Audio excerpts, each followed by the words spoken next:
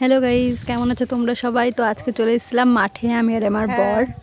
দেখো চারপাশে সর্ষের ফুল ফুটে আছে গাইস, আর ওই যে পিছনে আমার বর এখানে সর্ষের ফুল চুরি করছে তো একটা ছোট ঠুঙার মধ্যে, আর এটা আমি পাপড় খাচ্ছিলাম। আর মাঠে এত সুন্দর লাগছে, রোদ আছে, ঠান্ডার মধ্যে রোদ, আর আমি একটু পোজ দিয়ে নিচ্ছি এখন। তো আমাদের এখন ফুল ছেঁড়া হয়ে গেছে। তো বর এত ঠুঙা পুরো বোঝাই করে ফুল ছিঁড়েছে কি বড়া খাবে বলে। আমি সত্যি বলছি, আমি কোনোদিন খাইনি। আমি শুনেছি সর্ষের ফুলের বড়া খাই, আমি কোনোদিন খাইনি। তো দেখা যাক কি বানাই, সেটাও শেয়ার করবো তোমাদের সঙ্গে।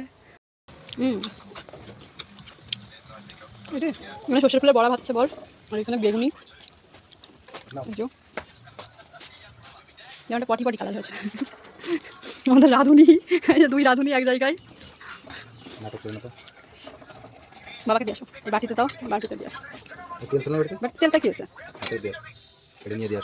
এই চারটে দিয়ে আসবো, দিয়ে দিই চারটে বড়া, কোথায় দেবো? তো আমি এখানে শ্বশুরমশাইকে সর্ষের ফুলের বড়া দিয়ে দিচ্ছি। সর্ষের ফুলের বড়া শ্বশুরকে দিয়ে চলে এসেছি। বেগুনি আর সর্ষের ফুলের বড়া দিয়ে দিয়েছি। উনি বলেছিল কিছু ভাজা পোড়া বানাতে, উনি ভাত খাবে। তো আমার হাতে পুরো তেল তেল হয়ে রয়েছে। এই যে বেগুনি, আমার মেয়ে প্রথমে 2 কামড় নিয়ে আর নেবেই না, গালেই নেয়নি আর। বাবা এই যে বেগুনি, বেগুনি খুবই ভালো হয়েছিল খেতে। সর্ষের ফুলের বড়া গাইস, আমি সত্যি বলছি এত বিচ্ছিরি লেগেছে আমার, এত বিচ্ছিরি আমি বলে বোঝাতে পারবো না। টাটা।